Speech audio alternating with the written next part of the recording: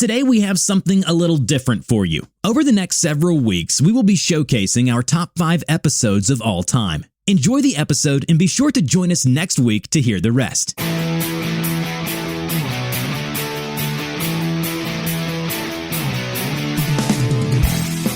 You're listening to the REI Marketing Nerds Podcast, the leading resource for real estate investors who want to dominate their market online. Dan Barrett is the founder of AdWords Nerds, a high-tech digital agency focusing exclusively on helping real estate investors like you get more leads and deals online, outsmart your competition, and live a freer, more awesome life. And now, your host, Dan Barrett.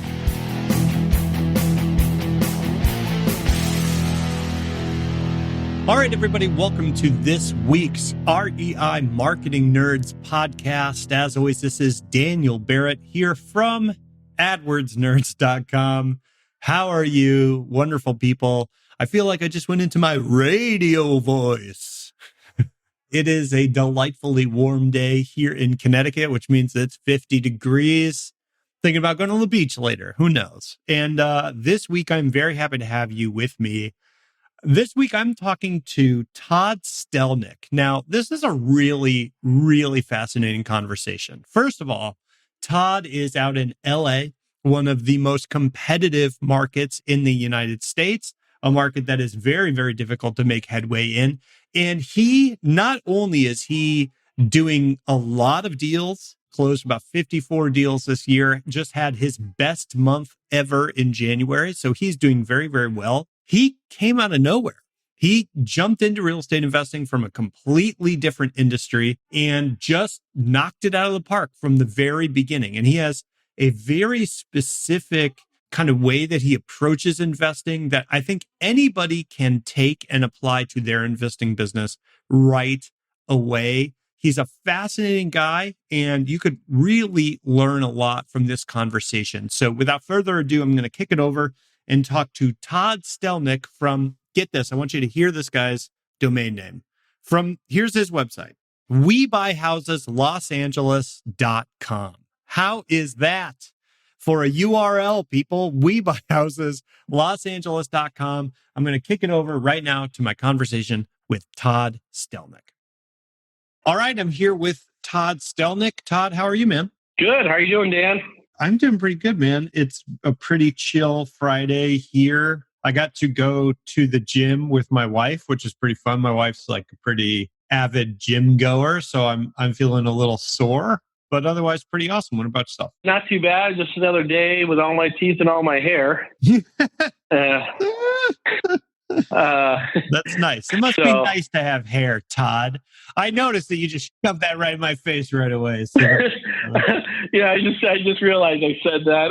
I just rolled right off my tongue right there. So that was funny.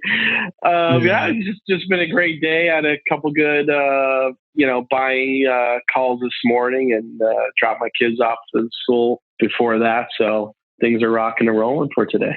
That's awesome, man. So for people that don't know, you are investing, you are out in Los Angeles. In fact, we were just talking about this. Your domain name is We Buy Houses Los Angeles, which is pretty awesome. I know people are going to want to know this because I know a lot of investors, they go out and they're first starting up their website or whatever, and they want a certain domain name and they can't get it, right? So that everybody wants, Jack Buys Houses or We Buy Houses, whatever their city name. So can you tell me a little bit about how you ended up with the domain name WeBuyHousesLosAngeles.com, because that's pretty awesome. I'm assuming you weren't the original owner, right? Right. So I bought it off of somebody off of GoDaddy, actually, that basically buys a lot of different types of We Buy Houses investing domain name websites. And so that's how I came across with the WeBuyHousesLosAngeles.com website. And how I got to this point is, how you always see those yellow signs and white signs on every lamppost and flagpole on the streets that says "We Buy Houses." Mm-hmm. Yep, one of my colleagues one day, has a We Buy Houses in their city website.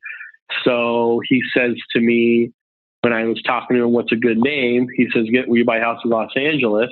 website because all those signs that are on those flagpoles are doing free advertising for myself because somebody goes by that lamppost or flagpole, sees the We Buy Houses sign, doesn't get the phone number, but types the We Buy Houses in the website on Google, and then my site pops up. Yeah. And so that's how I kind of got the conclusion of coming up with that name. So that is awesome. Which was pretty neat. That's the whole story of the We Buy Houses. I got people doing free advertisement for me without even thinking about it, you know? No, I mean, I think that's absolutely huge because I think there's not a lot of organic search a lot of the time for investor kind of searches. We Buy Houses is one of the biggest ones for that reason specifically. So that's pretty awesome. So when you were looking on GoDaddy or whatever, did it just pop up as a suggestion? Like, did you know it was taken and try to hunt down the person that bought it? Like, how'd you get in touch with them? Yeah, so it says on GoDaddy that it was owned by some guy and he was willing to sell it at a premium price. So I ended up buying that domain name, you know, at a big premium price. But it's well worth it, you know. So that's kind of how what happened. Yeah, I mean, I think that kind of thing is more and more common now. I think for most of the domain name registrars that you use out there, they kind of have like a premium section, which just means someone bought it for $7 and wants to sell it to you for $10,000 or whatever it is. I did a similar thing. I recently bought, or last year rather, I bought motivatedsellerleads.com.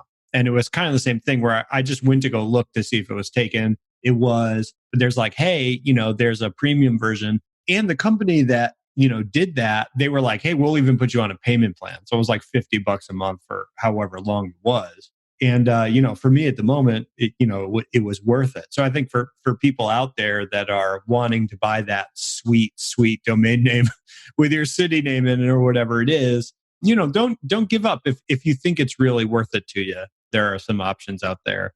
So, okay. So you're out in Los Angeles. You are an investor. Tell me a little bit about how did you first find out about real estate investing? Was this something that you've been doing forever? Is this something that's relatively new for you? Like, how did you break into the world of real estate investing? Right. So my wife is Stephanie Stelnick. Law office is Stephanie Stelnick. So she is a real estate attorney here in Los Angeles. And so it actually started off with her. She owns her own business, owns her own company. And she started to acquire and get clients that are in this space. So as she, you know, was getting clients and after cases would be settling and done, then, you know, she would talk with me like, this case was awesome. They evict this guy, bought this house deep. They flipped it. They sold it, made $100,000. So I started getting intrigued by all these stories that she was sharing with me after she, you know, closed their case, and I had to jump right into it. I had to tell my wife, I got to try this out. I got to do it. So I literally, without no hesitation, got my site, you know, got things going, started doing, you know, direct mail like everybody else did. Then also moved as well to the internet space, and I started getting leads just like everybody else. And as soon as I started getting leads, then I started to buy houses. She set me up with my own LLC. She set me up with my purchase contracts, my assignment contracts. So I can start off wholesaling houses before I can coop up some money so I can start to put in some money to actually flip houses. And so I was wholesaling houses for maybe a good 10 months, a year before I started to flip houses, you know, and buy and hold my own houses for rent and the whole 9 yards. And so I just blew up instantly. Last year, I did 54 deals, which is pretty big, I think, in the Los Angeles area because my competition is really high up there, you know, and the prices for these houses are outrageous. You know, we're not talking about $15,000, $20,000 purchases. We're talking about an average purchase around $300 to $450. Okay. Yeah. So, you know, so I can't flip everything. So that's why I still wholesale houses to other investors that can buy homes. But that's kind of how I started in a nutshell, was through her, just hearing some stories. And I just fell in love with it. I used to be an insurance broker, and I just totally stop. I couldn't do anything less than real estate. I couldn't stop thinking about it. I love buying homes. I love, selling this piece of paper for 25 grand. I mean, it was just amazing, this ride that I've continued on, and now I'm linked up with AdWords nerds, trying to really do SEO on my site because I got a great domain name and I believe in it. And the SEO is a long strategy, but eventually it's going to catch fire and I'm going to start getting leads and driving down my marketing costs. Yeah. My marketing cost out here is, $30,000 a month, whereas in somebody in the East Coast may be paying $3 to $5 grand a month or something. Yeah. Well, yeah, there's a lot to unpack there that I'm really curious about. Like kind of going back to that beginning, you kind of making the decision and just saying like, I've got to jump in and do this, right? Like, how did you even know how to get started? Do you have any kind of background in real estate? Was it purely like your wife was giving you the background? Did you go with a coach? Like, how did you even figure out how this stuff works? So basically, one of her investors took me under their wing and kind of helped me out in coaching. And it wasn't really the fact of, it was a guy that I can just go to and say, hey, I have this deal. What do you think? Just reinsuring myself. So I had a little bit of a mentor, and he also helped me out in learning how to get other investors so I can wholesale houses too. And he basically says, you get the house, I can help you out in wholesaling the house.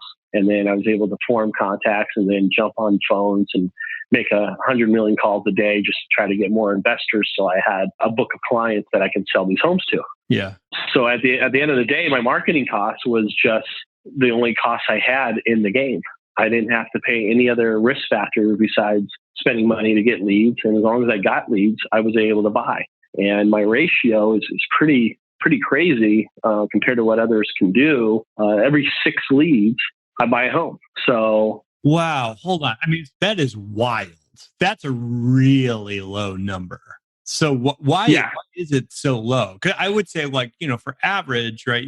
I'm mostly talking about online leads here, but even online leads, it's about 1 out of 20 as a national average. So why is yours so low?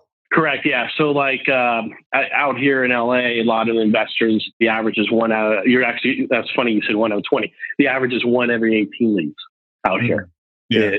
From all my colleagues. And they know, and they always try calling me up and having me try to help them out and coach them and stuff like that. But they know my ratio is every 6 leads that I get it equals to a buy, So it's just low because I really don't know. Actually, I either A, I get lucky and get the right leads driving into my pocket, or B, people just trust me. People believe what I tell them. I start and I get a really good rapport on that very first call, that very first initiative. When I talk to that person and set an appointment, I break the ice very well. They trust me. They believe that what I'm buying their house for makes sense. And I don't have any hidden games. I tell people exactly how I buy a house. And I tell people, I go through all the steps. Here's my cost for realtor fees and closing costs when I resell it. Here's my cost for repairs and remodeling costs. And then here's what I'm paying for my time. And then this is why I'm buying the house for this amount of money from you. And I think people like that. I think a lot of people in this game feel like if they tell them what their costs are and how much they're getting paid, that it blows the whole deal. I've found the opposite. As long as I'm up front and telling them where they're losing out on money, they're only looking at it as, okay, they're only losing out on maybe 30 grand or 40,000 because that's going into my pocket for putting this all together for them. They're not really losing out on the realtor fees and closing costs because they would have lost anyways. And they're not losing out on repairs and remodeling costs because they would have had to pay that anyways to get that high sell of a house on their high sell price on their house. Right. So I think it works opposite. People are afraid to just tell the truth. And the more you tell the people the truth and be honest, the more they trust you and the more likely you're going to buy and acquire that home and put it under contract. Are you an investor who wants to dominate your local market? Do you want more leads and deals online? Then download your copy of The Motivated Seller Blueprint absolutely free at www.adwordsnerds.com/gift. What are you waiting for? Go to www.adwordsnerds.com/gift right now to get your copy of The Motivated Seller Blueprint. I mean, you think about what the average motivated seller is feeling in the moment that they are reaching out to an investor. Like, their guard is already up. They're already suspicious, right? Like they are suspicious from the first moment. And so I think you're absolutely right that, like, when part of that is not transparent, their immediate thought is, well, this guy or woman is ripping me off, right? That's what they're going to assume. Correct. And I think if you spell it out and say, no, like, this is why I price it this way. It's not like a number I pulled out of a hat. It's a number that's based on what these costs are going to be, how long it's going to take me, yada, yada, yada. Then it's like, okay, they can actually relax a little bit because they understand you're not there just to take as much money as humanly possible out of their pocket. Correct. Exactly. I mean, at the end of the day, a lot of these houses that we're buying, people have lived there their whole life. It's their only asset that they've ever tied their name to. And now, out of some weird situation, something has fallen apart in their lives and they have to sell their house. They have to sell their house fast because they're in a financial problem. They got to sell a house because it was inherited and the house is just totally needs to be a fixer-upper. So they just rather sell it as is condition on the market. And they obviously can't sell it on the MLS. And so it's like, this is like their only asset that these people have, the money in their hands. And it's a huge decision on how they're going to make the decision on selling this house in order to gain them much money in their pocket. And so as long as I can convince them and tell them, the truth on how I'm coming to a number, then they feel much better with the transaction of selling their house, and they can sleep on their pillow at the end of the day, at the end of the night. Yeah, I think it's funny. Like, I've actually talked about this before on this show, but I think a lot of people think of investing as this very objective, very numbers driven kind of transaction. And it is, right? You got to know your margin, you got to know your costs, you got to know the market. But so much of it is emotional intelligence when it comes down to it, right? And understanding like this weird situation that you're in with this other person. And, for you, it's another deal. For them, it's one of the most important transactions they're ever going to undertake in their lives, right? So I think you seem to have a really good grasp of that, which is pretty awesome. Yeah, I mean, this is like probably the only money and the lump sum of money they're ever going to get in their whole entire life. And it's either going to change their life or it's just going to help them at the time being. So, yeah. They just, at the end of the day, this is like their biggest prized possession besides probably their kids. I mean, their real estate home, their property that they own is everything to them. Yeah. So as much as I can make them feel comfortable that they're making a good decision and a good deal, and I'll walk away from people, I'll tell them, you know what, this house doesn't need fixing up. You don't have any problems here. Unless if you need the money right away, take an agent and sell it on the market. I'm okay walking away and telling people and moving on to the next deal. I really look for the sellers that are in a pinch, are in a problem that I can solve and help them out of that phase. Yeah. Los Angeles as a market, like how does that, obviously Los Angeles is not anywhere USA. It is a very specific place, right? With a specific kind of setup and culture. And so like, what's it like investing in LA? Like, what is that like? There's the biggest, the best thing about LA is that there's so many houses. I mean, there's so many houses in Los Angeles County, everywhere, and in every county in California, obviously. So there's so many houses for everybody to buy, but when it comes to that, I got, probably a good 100, 200 investors and wholesalers that I got to go against every single day. Yeah. So it has been a little diluted as the months progress, but then it'll change. Like all of a sudden, investors are not spending money to get leads, and I continue to be constant and consistent with my money online and direct mail and as long as you're consistent, I feel like, some months, like last month I bought, actually it was my breaking month. Last month I bought 12 homes.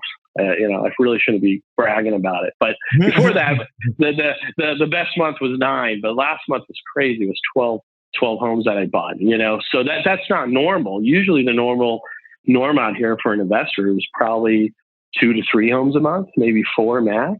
Yeah. That's probably, I mean, there's just so many homes out here, but there's so many investors. It's hard to acquire 10 homes a month, on an average. That number doesn't happen. I'm usually acquiring anywhere from 4 to 6, but 12 was a crazy number. It seemed like every single appointment I went on, everybody was like, yes, I'll sell you my home. Yes, I'll sell you my home. Right. So it just was, I was just rolling with it. This month of February, I bought 3 homes so far, so go figure, Yeah. Well, and I know you mentioned consistency, right? So does the amount of marketing that you're doing go up and down? Like if if you're closing 12 homes, are you like, oh, I have to back off, or do you keep it pretty much the same every single month? I try to keep it the same every single month. Every single month, I try to keep it the same. I continue. Although the only thing I have changed is obviously invested with you guys. That was an add-on. So I didn't take away from what I'm doing. Right. I just added what you guys are charging me to do the SEO so I can add that piece to my equation. Right. But that's it. I mean, the biggest thing is consistently market every month. And, some months you might be 1 home, 10 homes, 3 homes, 4 homes. At the end of the year, you should collectively, hopefully average the same amount of homes if you consistently pay for the same amount of leads. Yeah. I think that's absolutely huge. I mean, I don't want to, I want to take a minute and kind of think about that, because I think the tendency, right, is when things are kind of slow, people ramp up their marketing a lot. When they get busy, they tend to pull it back.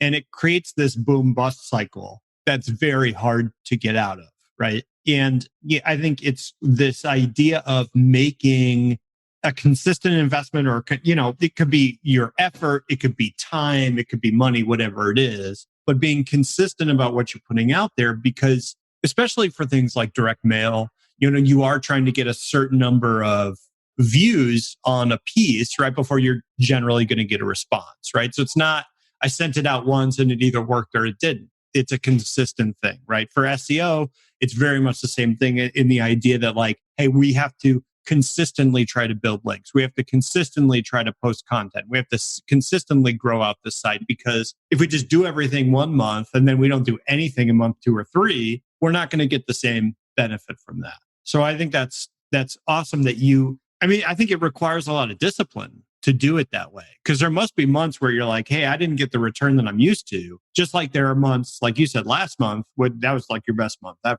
So I think it takes a lot of discipline to kind of stick to the plan when things are, kind of all over the place. Right. And what was crazy is that I did think about this year peeling back the onion on my marketing dollars, because last year in January, I only bought 1 house. In February, I bought 2 houses. So I remembered that. I remembered I didn't get started until March, and then I started buying 4 houses a month. So I almost peeled back my marketing. I said, you know what? Let's just keep the dice rolling.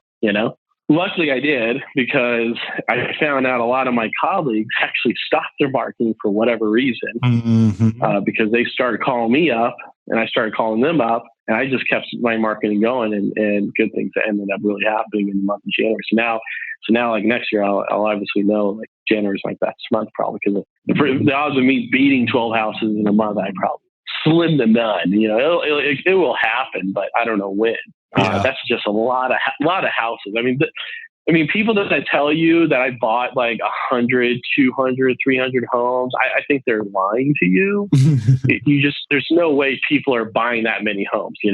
Me buying 54 homes, that's a realistic number. But if somebody says I bought 200-300 homes last year, okay, either A, they got like 10 buyers working for them, or B, they're lying to you. One or the other, because there's just not enough time in the day and throughout the week to buy that many houses. It takes time to really do this.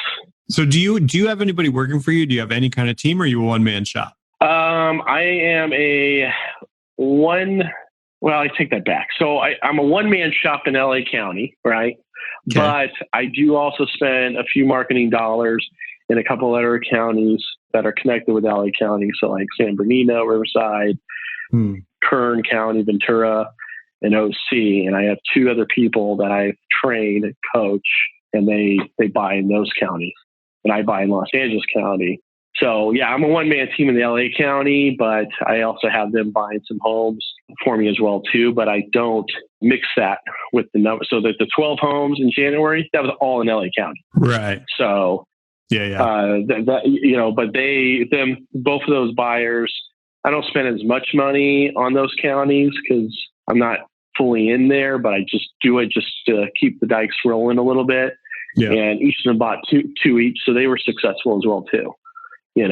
So. And do you have like a goal of hiring people, or are you just like, hey, I actually like what I'm doing? So, I think a lot of investors are like, they kind of get into it with this idea of like, yeah, I'm flipping homes, I'm making money, whatever it is. But, they also have this idea that like, well, it's going to be hands off. I'm going to automate it. I'm going to outsource it. I'm not going to have to actually do it. Right. So is that part of your kind of trajectory, or are you happy actually doing the actual work of investing in the properties? Yeah, actually my strategy in the future is actually the long haul is to come in a coach and trying to, train people that want to get into house flipping or wholesaling. So I don't think I would ever give up the leads that I generate for myself to hire somebody underneath of me, because I don't think anybody can be as good as a buyer as myself. So I'm okay with buying consistently 50 homes, give or take a year. And I don't need to be greedy and make so much or so forth, make so much or make less or whatnot. That's okay with me. A lot of people like to, like you said, streamline it, hire buyers, have a whole, disposition team and an acquisition team, and they kind of build it all up. I feel like if I did that, I probably would make the same amount of money, because you put in so much marketing dollars to cater to all these acquisition people and these disposition people. Okay, so if I bought 200 homes, but I got to pay 10 guys, I'm probably making the same amount of money buying 50 homes. Yeah. And a lot less risk because I know that I'm the buyer. I know what I'm saying out to people, and I don't know what other buyers are saying out to other people. I only got 2 buyers that are working for me, and they don't, get as many leads as I get, but they talk with me, and I think that's just enough. I feel like if I just go crazy and have 10, 12, 15 buyers, you got to pay those people. So at the end of the day, could I make more? I just don't know. I have talked to people that have built it that way, and they have like numerous amount of headaches, So my avenue, because a lot of people ask me like, hey, Todd, how do you buy all these homes and you're just a single guy doing this, a single investor? Can you teach me? And I have a lot of friends and family. When I do posts on Facebook, they always ask me, hey, can I get in? Can I get in? I always say, no. Lately, I have been thinking, is there a way that maybe I can, mentor and coach people for a fee, and stuff like that. Yeah. It'd be an interesting way of doing it because it would pull me away from what I'm doing, but who knows? I mean, maybe it would work, maybe it wouldn't work. I've been kicking the tires back and forth. Well, there's a lot of leverage. There's a lot of leverage in coaching, right? Because you can pass on knowledge to 100 people or 10 people in roughly the same amount of time, right? Right. So I think it's cool because I think like one of the things I really like about real estate investing is unlike a lot of business models, it's a business that really thrives on people who have had success coming back and teaching other people how to do it, right? There's not like a lot of people who like open successful pizza restaurants and then come back to coach other people in opening pizza restaurants, right? It's a community that really thrives on passing knowledge from people who are further along to people who are getting started. So I think there's a lot of demand for that, and I think being someone who does a lot of coaching in this space myself, it's a lot of fun. Like it's really great. I think you're exactly right that I definitely think you could make more money if you had a team of 10 people, but there's always a headache, right? I think the myth is that you're going to be sitting on the beach sipping Mai Tais all the time. And, just money's going to be pouring in. And I'm like, yeah, you could build a team. Like I have my agency is a team of 10, but I still have a job. It's managing the team of 10 people, right? It's just not doing the ads anymore. It's managing the team. So, I think you don't have to scale it up. You can make a ton of money, be super happy, do the stuff that you like. I think a lot of times people feel pressure to do that because they think that's like the logical next step. It's what they quote unquote have to do. But it seems like you found a real sweet spot and a part that something that's really working for you and that you're awesome at, which is pretty cool. Yeah. I mean, at the end of the day, which is very rare to get, I still get sellers that actually call me up and refer me at their friends and family's houses to go buy, which is free leads, completely free. And it's only because I cared about the situation that I did with them on buying their house that I felt pretty good. I'll buy a house super tight and make $5,000 in wholesale, where people will never do that. But at the end of the day, I help that person out and selling their house for the money that they need in their pocket, and I would never be able to get that experience if I just dished off my whole world to a bunch of people and sipping Mai Tais on the beach. Yeah. So that's the thing. I don't know if I could give up. At the end of the day, I actually really, truly like what I'm doing, and which also could go with why my production and ROIs are really good and per amount of leads I get is really good because I really care about what I do. It's not just buying a house and making a bunch of money. And it's also helping these people because they really are in a bad position that I hope I'm never in, and I hope you're never in, Dan, Yeah. And at the end of the day, that's really what it's all about. And I think people kind of sidestep away to that and see the dollar sign and just get way too greedy, and so, people should look back and understand that you just bought a house at a deep price, but this guy lets you do it. You got to care about this guy. You got to feel for what they're feeling, Yeah. I think, it's interesting, you were talking about in the beginning of the call, right? You were talking about SEO and you're like, hey, this is kind of a long-term thing. It takes time to work, but when it works, it's going to be huge, right? And in a way, right, what you're talking about now is exactly the same thing, right? You're working with people and you're like, hey, this person really needs my help. I might not make a lot of money off this, right? But you're willing to do it because, you enjoy the process, you enjoy helping people. Well, that ends up coming back to you in referrals and other deals and kind of goodwill. And that's another process where, if you look at it in that moment, just looking at the numbers, you can say like, well, Todd, look, like you're not making much money off this. You didn't make enough money to cover your time. This was a loss for you. But if you zoom out and look at the next 5, 10, 20 years, you can see that come back to you tenfold, right? And so it's this idea of this process that's a consistent amount of effort and it's a lot of work, but it ends up coming back with a lot of return on your investment of that time and effort over time. And I think it's pretty interesting, man. I think you very clearly love what you do and you've found a really awesome way of doing it. So I think that's pretty amazing. For people that want to find more about you and want to learn about you and what you're doing, how can they do that? Like, what's the best way for people listening to this podcast to connect with you? Just go to WeBuyHousesLosAngeles.com and, my phone number is on the website, or you can put in an inquiry online or a contact inquiry and we can get connected. And I'd be glad to share experiences and help anybody that needs assistance in this space. Yeah. And I would tell people if you are listening to this podcast and you are looking for a coach or somebody, now is the time to grab Todd before he realizes how much he should be charging. Now is the time to get in and figure this out. Todd, thanks, man. This was an absolute pleasure. I really, really enjoyed this. And it was great to get to know you a little bit in your business. It sounds like you're doing really awesome work. And I'm very, very happy to count you as a client for sure. I appreciate it, Dan. And thanks again, Jeremiah and Patty. Just want to give you guys a shout out. Thanks for doing what you guys are doing on my website. It's looking better every week as the weeks go by. Absolutely not. You are not allowed to give a shout out to my team. I have to keep their morale very, very low. That's how I get them to work. All right. See, that's what happens. You got 10 people. Now you may have to do something for Jeremiah and Patty, because I just gave them a shout out. But yeah. No, thank you guys. My whipping arm is so sore all the time from just they toil in the SEO mines. But yeah, man. Well, hey, Todd, have a great rest of your day, man. I will talk to you very soon. Thanks, Dan. Have a good one. Cheers. All right. Thanks, man. Cheers.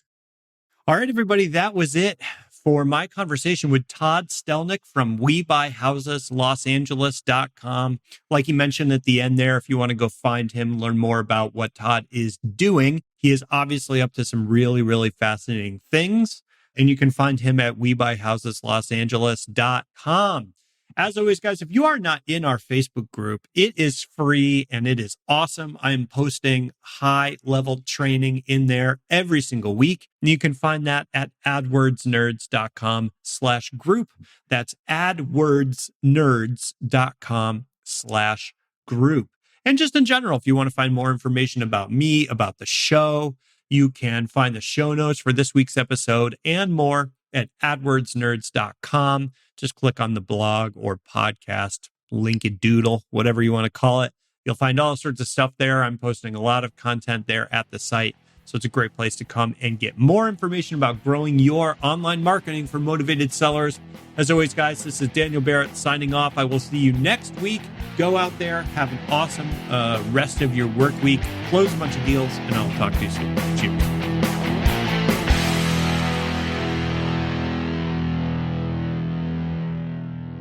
This is the podcastfactory.com.